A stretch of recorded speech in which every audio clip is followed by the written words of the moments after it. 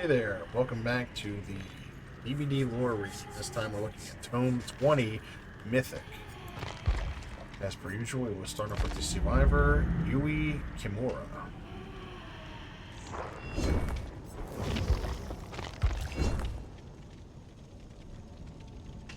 Despite her traditional upbringing, Yui Kimura raced scooters in her hometown of Haida, where she earned the reputation of being able to do the impossible with very little. Her father did his best to steer her away from what he believed to be masculine pursuits, but her grandmother secretly shared her grandfather's engineer manuals and notes on car and motorcycle engines. Yui read her grandfather's manuals and learned fast. She was able to not only maintain her scooter, but she modified the engine so that she could compete with older boys on motocrosses. With her grandfather's good luck hachimaki wrapped around her arm, she raced local boys who, unable to keep up with her, worked together to orchestrate her defeat. No luck for them. Yui outmaneuvered them at every turn and became a sensation to all her friends. When it came time to apply for school, Yui gathered her courage and confessed her ambition to race motorcycles to her father. An altercation ensued, and when Yui refused to apply for a proper education, her father felt a great shame and told her she was no longer welcome in their home. With a heavy heart, Yui left for Nagoya with the blessings and savings of her grandmother. Nagoya was not what Yui expected. She could only find low-grade clerical work or minor jobs as a hostess.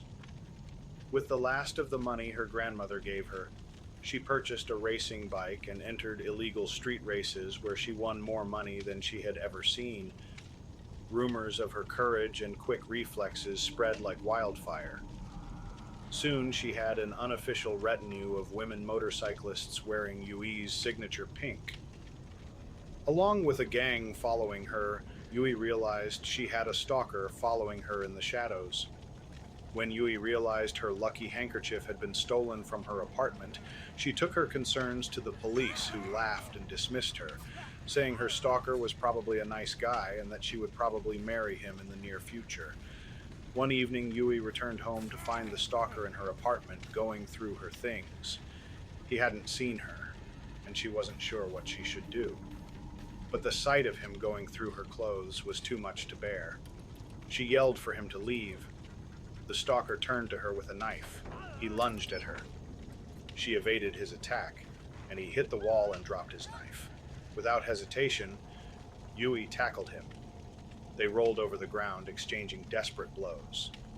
Yui took more blows than she had ever experienced racing scooters in Shirakawa. With a surge of adrenaline, she managed to overpower her stalker, snatching the knife from the floor and holding the razor-sharp blade to his neck. When the police reached her apartment, they took him away and rushed Yui to the hospital for trauma. X-rays revealed she had broken her arm and foot in several places. It wasn't long before her gang showed up one by one, and together they helped her pay her medical bills. Rehabilitation was difficult, but Yui never gave up, and with the support of her gang, she was ready for the races. Yui's first race after the attack, her gang presented her with a new pink hachimaki, with their signatures and good luck messages written all over it. Yui vowed she would help other women with her winnings and influence. True to her word, her gang became known as the Sakura 7 Gang, and they wore pink hachimakis as a symbol of unity and support for women needing help from stalkers and abusers. The Sakura 7 grew beyond the 7 members, and Yui's signature pink became synonymous with women's empowerment. At street races, women would line up in droves to support her. After winning 7 straight races in a row, she attracted the attention of a sponsor. She not only earned a spot at the All Japan Moto Championship, but was the youngest woman to race and win in the prestigious event. Her sponsorship soon tripled. So too did her gang.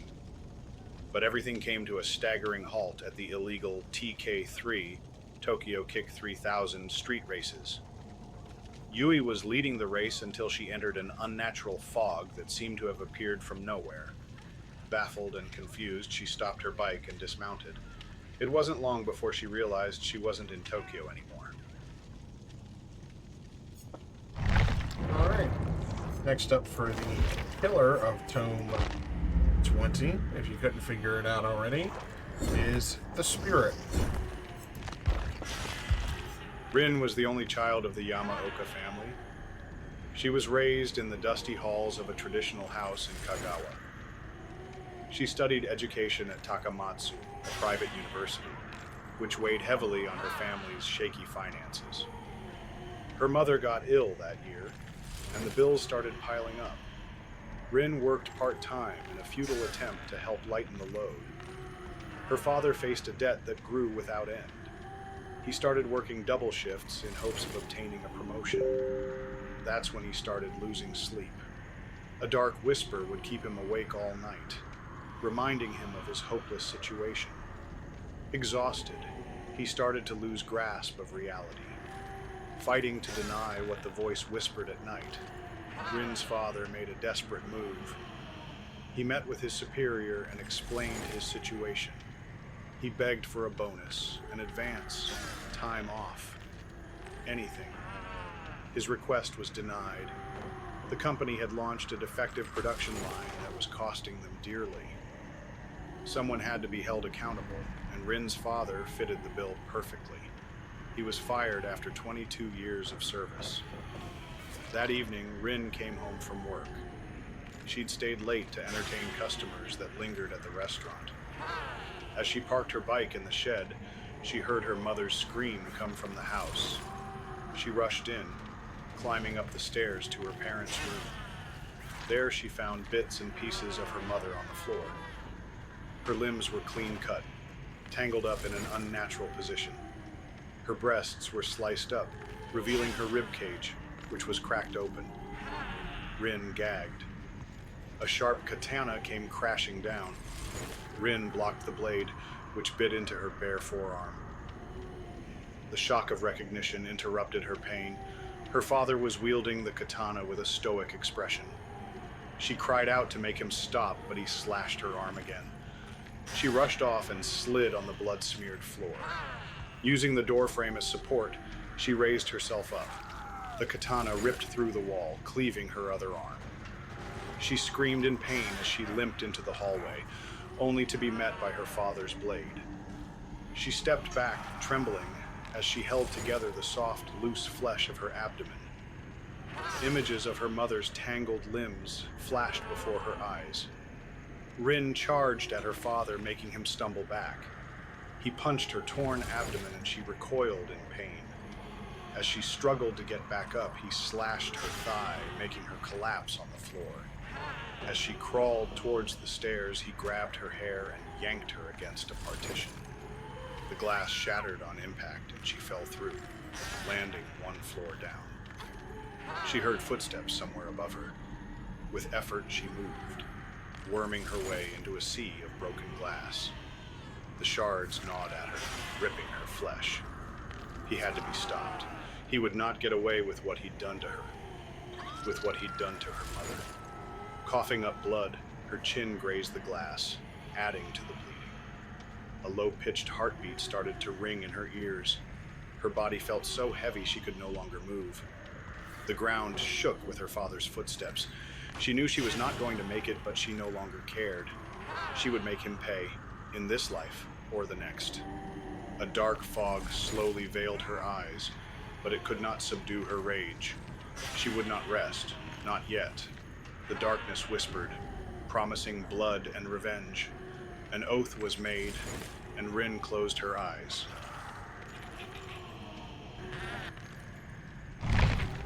All right, on to the actual Tome entries. Nope, not the store. I'm tripping up.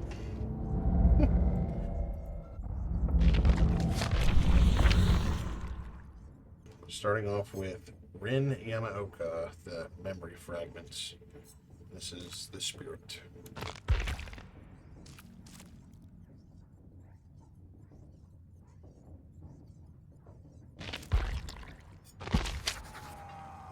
Her father sits across from her, eating his dinner in silence. Rin glances up at him occasionally, careful to avoid being accused of staring. Something is different with him. He's never been particularly talkative after work, but something seems to hang over him now. He jabs at his meal aggressively, mutters to himself, as if responding to someone. Her mother acts as if nothing is wrong, asks Rin how her day was. It was good. She moves a piece of meat from one side of her plate to the other. A lie, but the last thing her mother needs is another thing to worry about. She hasn't been herself lately either. She struggles to wake up, and Rin has heard her crying a few times. After eating, she clears her dishes and sits back down to complete her homework. Have you practiced today? His voice makes her wince. Each syllable is staccato sharp. I will after this. For a moment, his face contorts into one of rage, but he represses it almost immediately. But see to it that you do. Rin sits on the wooden floor. The walls around her shift and warp. Rain falls on her head despite the ceiling above. A crash, like thunder or a car wreck, rings out from behind her. She whips her head around. There's now a door where there was once a wall, and standing in the doorframe, a figure with a sword. Rin leaps to her feet and begins to run. The ground turns from smooth wood to slick poured concrete, and every step takes all her focus to avoid slipping. She hears a faint hissing above the sound of her footfalls. She glances over her shoulder. The figure is gaining on her. A gnarled root cracking through the concrete catches her toe, and Rin tumbles to the ground. Pain crackles through her elbows, her knees. She tries to crawl away, but a hand grabs her ankle, pulls her. She rolls to her back, throws up her hands in a feeble attempt to defend herself, looks up. Her father. It's definitely him, but it isn't. His face is twisted, contorted into a foul grin. He takes the sword and holds it up, just as she learned in her classes, preparing to deliver a killing blow. The hissing is overwhelming now. His mouth is moving, but she cannot hear words, only hissing. From the darkness behind him, she sees a great white form moving with terrifying speed. She tries to point to warn him. He just grins, sword over his head. It comes into view, and her arms fall. A snake. She tries to scream, but no sound comes out. She watches as the snake swallows her father whole, sword and all. Rin gasps her air as she awakens. It's just a dream, Rin. Her mother's voice is weak, but reassuring. Rin sits on the floor beside her mother, who is laying in her bed. It didn't feel like a normal dream. Rin pulls her knees to her chin, hugs them. She's never taken a day off school, but she slept so little last night that she feels like she might pass out on the bike ride there. Her mother sighs, partly exasperated, partly from the pain. I used to have nightmares too. Really? What were they about? Oh, lots of things. About your father losing his job, about losing you. Sometimes it's your body's way of telling you that you're under too much stress. What did you do to make them stop? Well, nothing. I suppose my brain accomplished what it needed to. Worked through whatever was bothering it. Rin looks up at her mother, who is rolled over to face her. She smiles, despite clearly being in great pain just being on her side. Of course, the spider dreams never stopped. Spiders? Yes. Big, hairy spiders with big googly eyes dropping from the ceiling! Her mother reaches out and grabs the top of Rin's hair, ruffles her hair with her fingers. Rin jerks away, giggling. Mom! Rin, I want you to do nothing today. No homework, no practice, just let yourself relax. I promise, this will pass. It says that rain can be a positive thing. Rin looks up from her lunch at Nanami. She has a book of dream interpretation propped up on her knee as she balances a bento box on the other leg. Like how spring rain means new beginnings. Chiaki laughs. I don't think getting chased with a sword means rebirth. What does your book say about swords? Nanami awkwardly flips through the book, nearly spilling her lunch on the floor. It doesn't really seem like it applies. Rin mutters at her friend quietly but forcefully. Go on. Read it. It means power, strength. But usually people dream about having the sword themselves. Chiaki laughs, points at Nanami with her chocolate bar. See, Rin? You just have to take the power. Next time you have the dream, try taking the power away. I can't change the dream. It's the same thing every time. The school bell rings, and Nanami shoots up from the hallway floor, pushes up her glasses. Come on, we're going to be late. Chiaki points her candy bar at Rin now, shaking it, crumbs sprinkling the hall floor.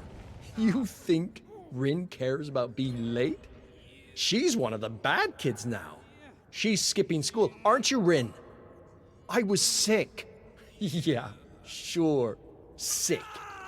I hate Professor Morimoto. Come on, let's skip.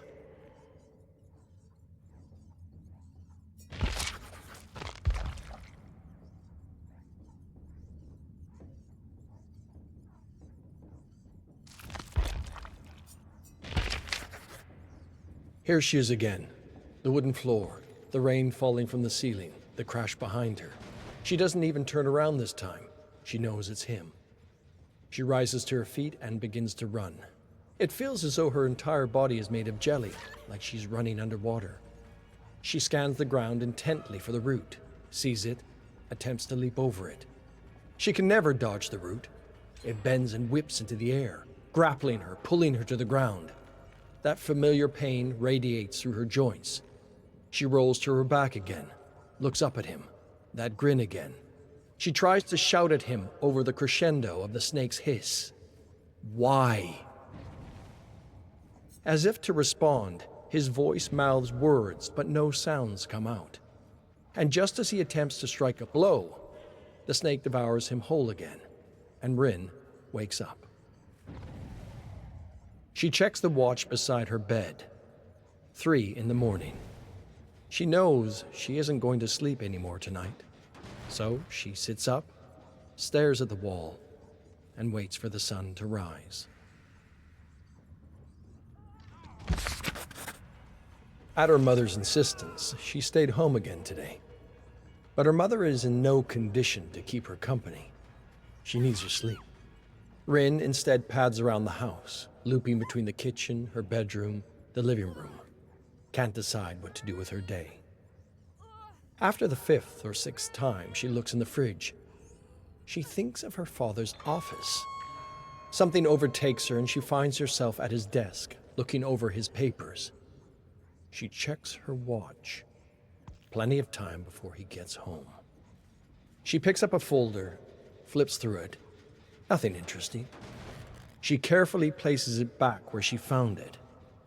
She rifles around in the desk, stops when she sees something hidden at the bottom.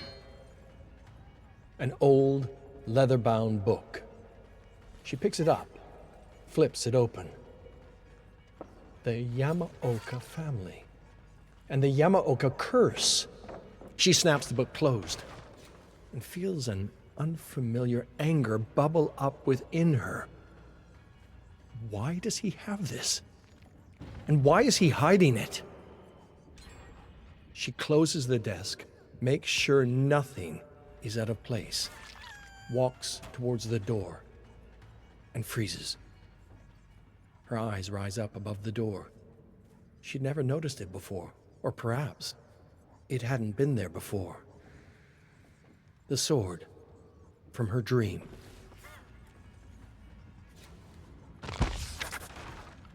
As the first patters of rain cool the top of her scalp, she realizes she's in the dream again. She pulls herself up and starts running again. The same dance, she runs and keeps running. The route should have tripped me by now. A different kind of fear creeps up on her. This is new territory. Despite the fear, there was at least something comforting about the predictability of it. As she runs, she sees a different figure in the distance. She slows her run as she gets closer. The figure is massive, hulking over her. She's never seen him before, but she recognizes him immediately. Kazan Yamaoka. She gazes up at him, and hate washes over her. If he had just died, she wouldn't be here, stuck in this house, with these responsibilities, with this father. But she knows there's nothing she can do about it. Soon her father will come and try and kill her, and the snake will stop him. As she thinks this, Kazan draws his sword, holds it out to her, gestures for her to take it, to use it to kill her own father. She hears her father's footsteps getting closer behind her. In a panic, she grabs for the blade, readies herself for his attack, turns around. Her father is not alone. Behind her father stands another man, an older man, his eyes pleading for her to stop. She feels the hatred of Kazan emanate from behind her, almost like a heat. So, this is Kazan's father. The hissing comes back, and behind him, the snake again. She lowers her guard, waiting for it to strike, to swallow her father, to wake her up, to stare at the wall until sunrise, to drag herself through the motions, to watch her mother continue to decay in front of her eyes, to watch her father fall deeper into whatever it is wrong with him. The snake pauses, surveys the scene. This time, her father looks up at the snake too. All of them do. Something inside her tells her this is her moment. She raises her guard again and dashes forward, prepares to strike her father to end this cycle, and stops. And drops the blade. And everything goes dark as she is swallowed whole.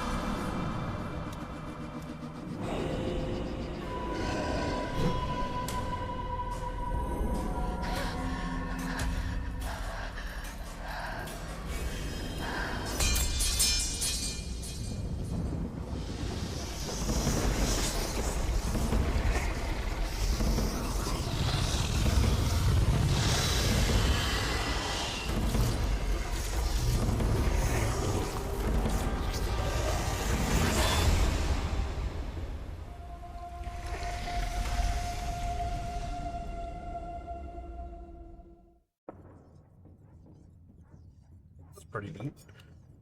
All right, moving on to Yuri Kimura's memory fragments.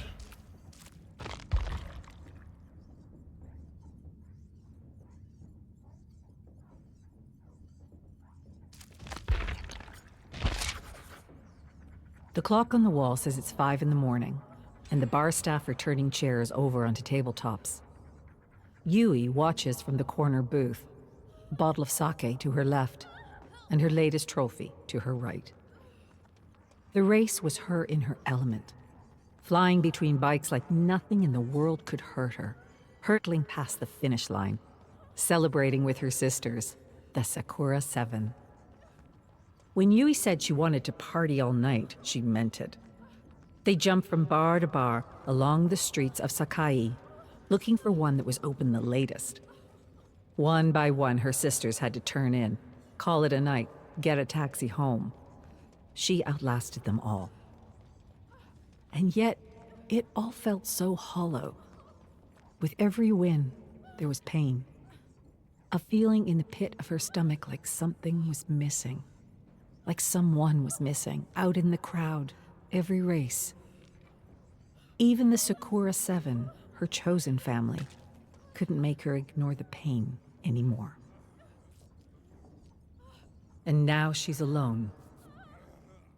Alone with her trophy, her sake, and her thoughts. The TK3 is in less than 2 weeks. She hasn't told her sisters that she won't be competing, that she's thinking of retirement. Yui's phone buzzes again in her pocket. She's been ignoring it all night, but something tells her to finally answer the call. She pulls the phone out of her pocket and checks the caller ID. Mother. Yui fights back a shiver. I never get phone calls from Mother. When she does call, it's always early in the evening after Father's gone to bed. A call this early in the morning could only mean...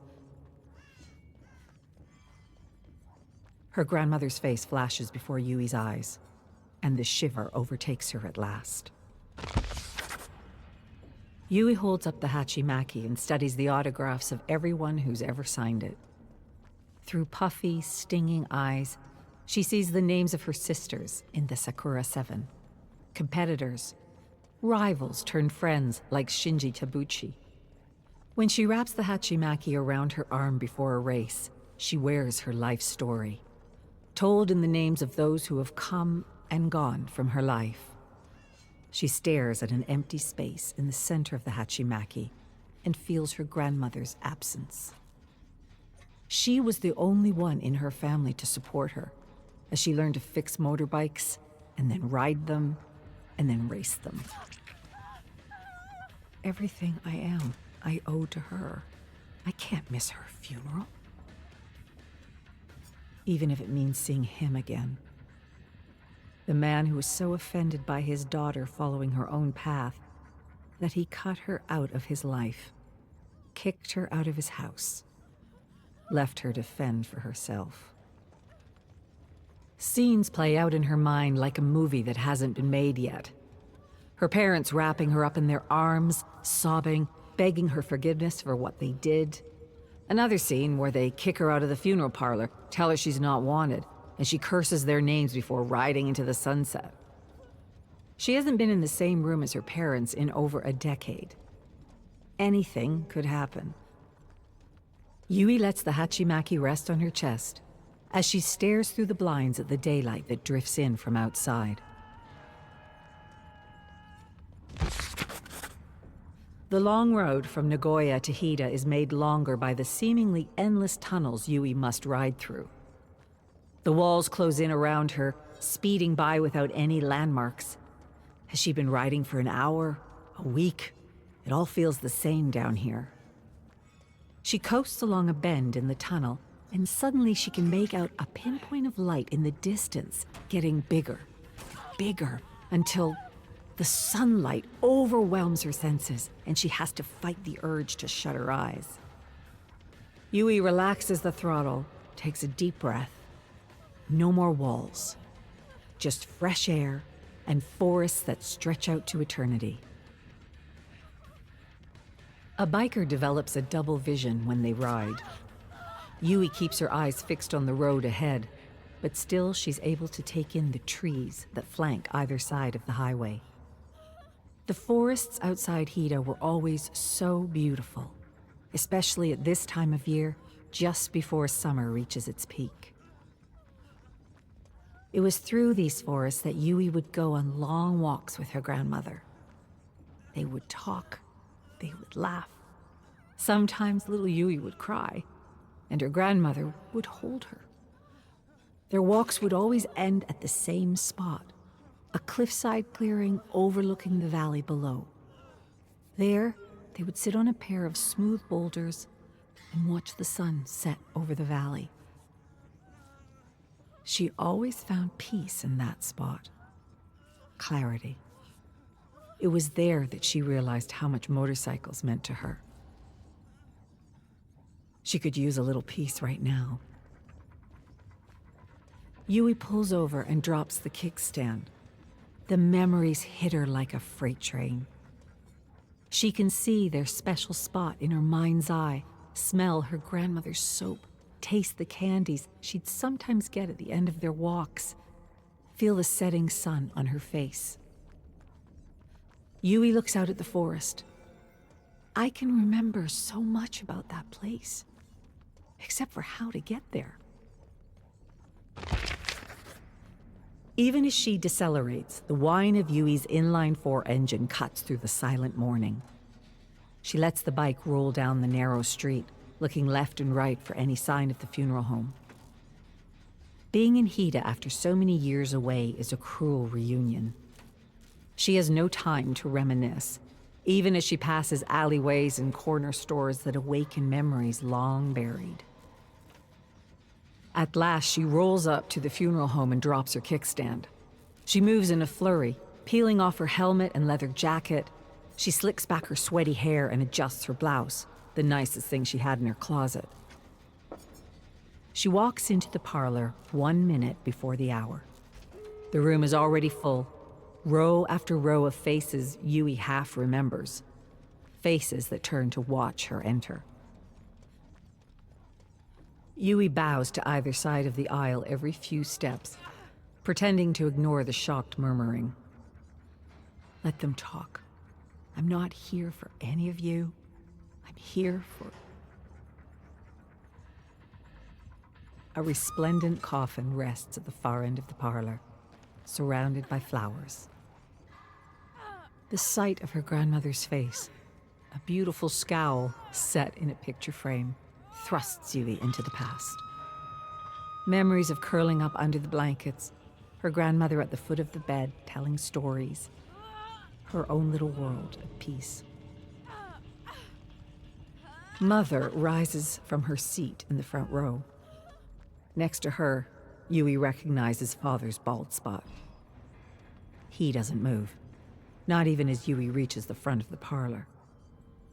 That pain in her stomach returns, almost knocking her over. Have I made the biggest mistake of my life? Mother bows, a gesture Yui returns. This woman stood by while Father kicked me out of my home. She let him take everything from me. Now here she is, pretending the past never happened. I was never very good at pretending. Mother gestures to the empty seat next to her, and Yui sits. Father sits at Mother's other side, frozen in his seat, a living, breathing cold front. He was never good at pretending either.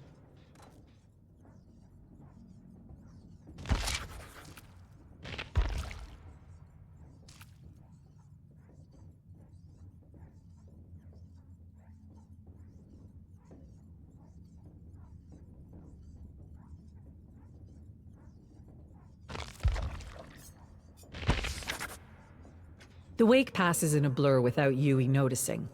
Incense lit, prayers chanted, all to be repeated tomorrow when everyone returns for the funeral proper. Mother doesn't invite Yui to stay at the house while she's in town. Yui doesn't ask. If he doesn't want me to come home, I won't beg. A couple phone calls later, and Yui connects with a friend of a friend in Takayama with a sleeping bag and a mostly empty living room. But the day is still young, and Yui is on a mission. Yui looks up through the trees at the mountain peaks in the distance. She remembers being so small, walking through these forests with her grandmother. But what she can't remember is how to find their secret spot. It was south of the town, along the road that leads to the tunnel. I just need to keep walking south. She stumbles through the forest, fighting off an onslaught of invasive thoughts. You actually think Father will apologize? Or Mother? Suppose you do find this spot. What then? Grandmother won't be there. Just go home. Stop fooling yourself. She'll understand. The road is up the hill to her left. She always kept the road to her left so she wouldn't get lost. So she could always turn back. But Yui's here now. The funeral is tomorrow. Until then, there is no turning back.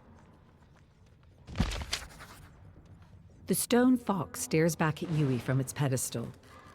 She hadn't planned to stop at this roadside shrine. She didn't even remember the shrine being at this spot along the canal in her youth. But something within compelled her to take a break here. Grandmother used to tell a story about these foxes, something that she claimed happened to her.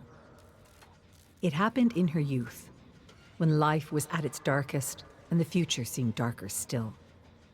These kinds of foxes were always thought to be tricksters, but to her grandmother, it was a beacon. She came upon one of these foxes while she wandered the forest, lost, frightened. It beckoned her onward, unfurling its many tails to entice her deeper into the woods. She followed with a child's curiosity, feeling her fear wither away with each step. That is, until the fox disappeared. The fox had taken her far, far into the forest and left her alone, farther from home than she'd ever been before. As tears returned to her eyes, she could hear sobs that were not her own. The sound was coming closer, closer. Arms wrapped around her and carried her home. Her mother, Yui's great-grandmother, insisted she wouldn't have searched so deep into the forest. Her little girl would never go that far. But something was guiding her, telling her to keep going. Yui heard the story so many times as a kid she'd have to hide her exasperation. But her father, who must have heard the story more than anyone could count, never seemed to tire of it. Yui looks over her shoulders. The canal street is quiet. Gives the fox shrine a subtle bow, and moves on.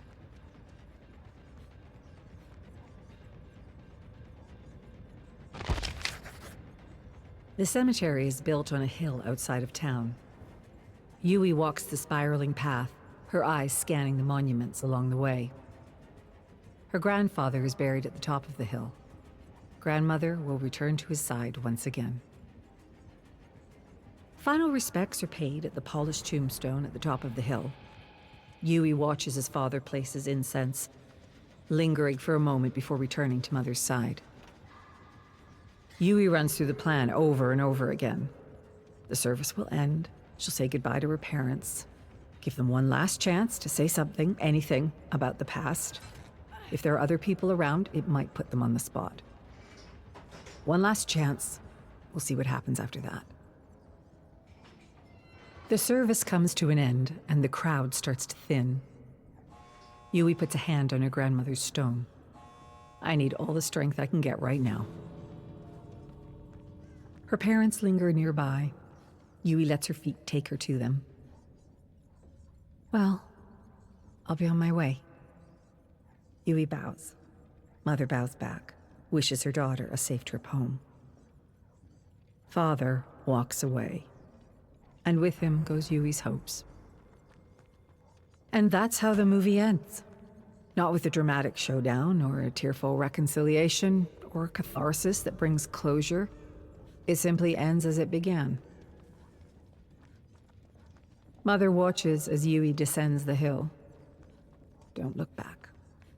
I've said my goodbyes. It's time to go home. Her things are packed in the seat of her bike. There's nothing left for her here. Yui rubs her eyes. There are no tears. I've cried enough over them. She gets on her bike. My racing days are over. My days of mourning the family I could have had are over. All that's left is the road in front of me. And all I can do is ride.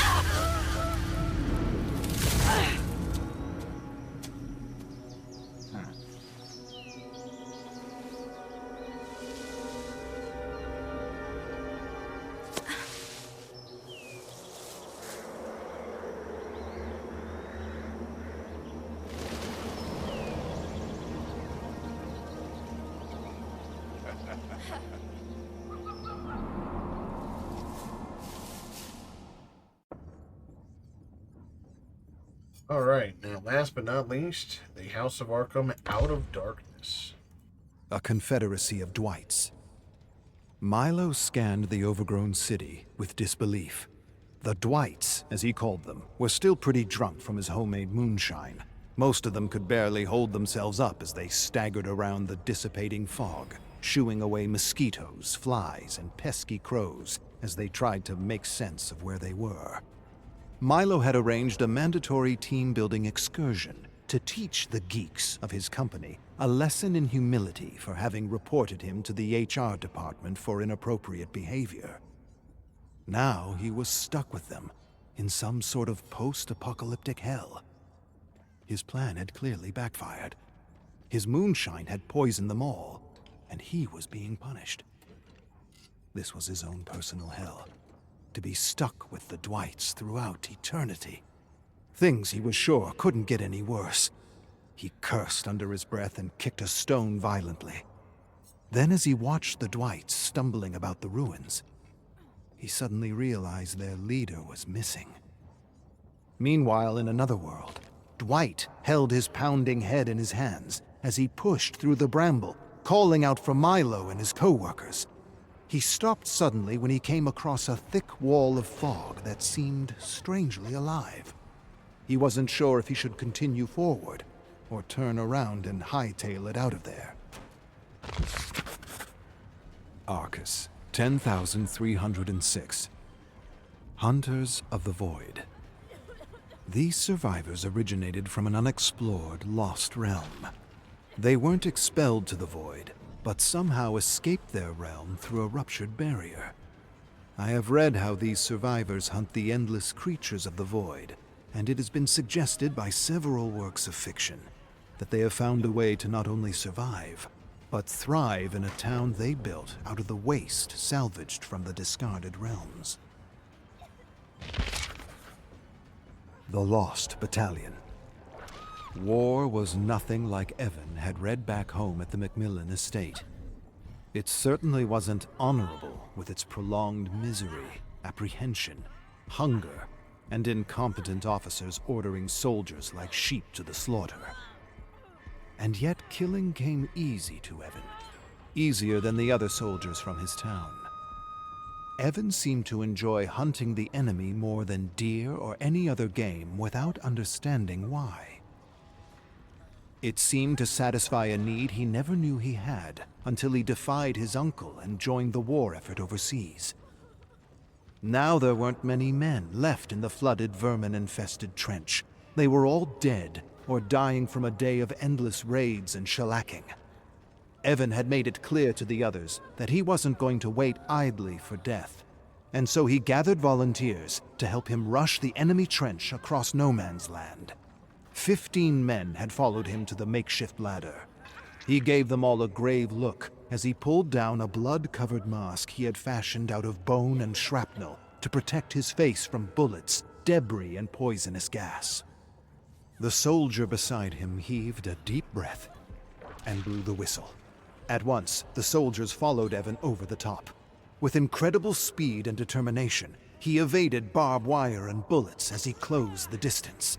Fearlessly, he leaped into the enemy trench and took out the enemy gunner. Then he turned to face enemy soldiers charging at him with rifles, swords, and shovels, panicking and screaming in a language he didn't understand. And there, in the endless melee, Evan didn't stop kicking and stomping and bayoneting until a thick fog like molasses rose from the mud to engulf them all. When the fog dissipated, Evan and his men found themselves in another world. A strange and uncanny world, similar to the one he had read about in a horror serial he had picked up at the train station.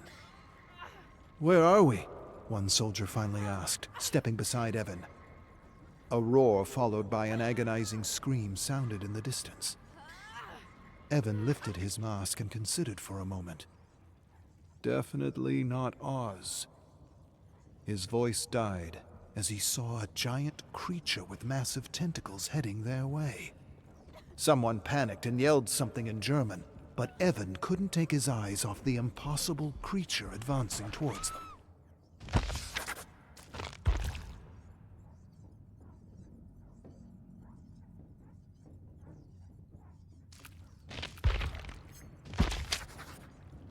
Arcus, 10,307. Ha ha ha, not funny. A realm designed and manifested by a troublemaking imp prompted by her endless search for entertainment. The realm juxtaposes survivors and killers from manifold worlds and timelines, making a parody of the trials. It is said the only way to stop her is to write her name backwards 3 times. But like the fabled Rumpelstiltskin, no one actually knows her real name. The Magnificent Maurice, 4. Of course, it was only a short time before I had names for the other pups. I named one 7, on account he always barks 7 times every time he's startled. Another I named Bugsy, because she spends all her time chasing beetles and crickets and hoppers all over the forest. And still we called another Chief, or sometimes Chief Roo, because he likes to tell everyone what to do and makes a rhubarb out of everything not done his way. The last pup asked me if she could have her mother's name. If that is, I didn't mind so much. I didn't mind at all. Told her so. "Thanks, boss," she said. She didn't have to thank me, because she was right. Willow was the most perfect name for her. Everything about her reminded me of her mother.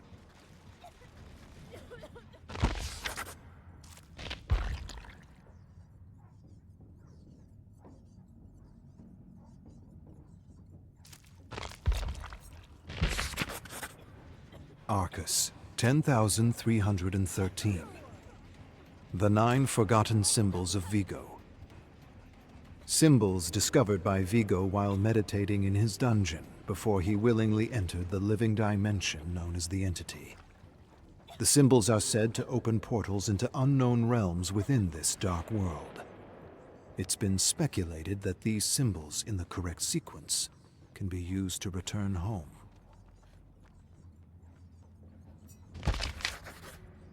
Saga of the Red Crane, Out of Darkness. Saku awakened in the cool mist. She didn't remember when she stopped falling, or why she didn't shatter like a porcelain doll against the ground. On the contrary, she felt strong, rested, rejuvenated, like someone who had just awoken from a deep, eternal sleep. "You're not supposed to be here." A young Japanese girl in a white and black kimono materialized from the mist. Saku looked up at her. "I'm here." She sat up slowly as the mist began to manifest into scenes of her life. She could hear a cacophony of laughter, singing, arguing, and crying. She looked into the young eyes and recognized the little girl from a half-forgotten memory. "You are here because you want to return home, to your family." "You're not real." "I'm as real as anything here." The girl stared at Saku, silent, patient, still. Then she continued. "You have many questions, but the one that you want answered most has no answer. You want to know where you are. Yet I can no more explain where you are than I can explain the Great Serpent. You're one of the Guardians. Who I am, or what this is, or how it all works, doesn't matter." Saku rose slowly. "Then what does matter?" "That it works." Saku scanned the scenes of her life in the mist and sighed deeply. The girl continued. "The same darkness that brought you here can be used to return you. You'll wake up in your mother's arms, and this will all be a bad dream you'll very quickly forget. Or," the girl's voice trailed away. Saku narrowed her gaze. "Or you could travel between worlds to finish what you started." Suddenly, screams of terror split the air as the mist began to reveal scenes of Black Serpent disciples destroying lives, as they had once destroyed hers. Saku closed her eyes, taking in a deep, shuddering breath. A cacophony of laughter and screams swelled in her mind. Then the sounds ceased all at once. Her eyes snapped open, and she knew exactly what she wanted to do.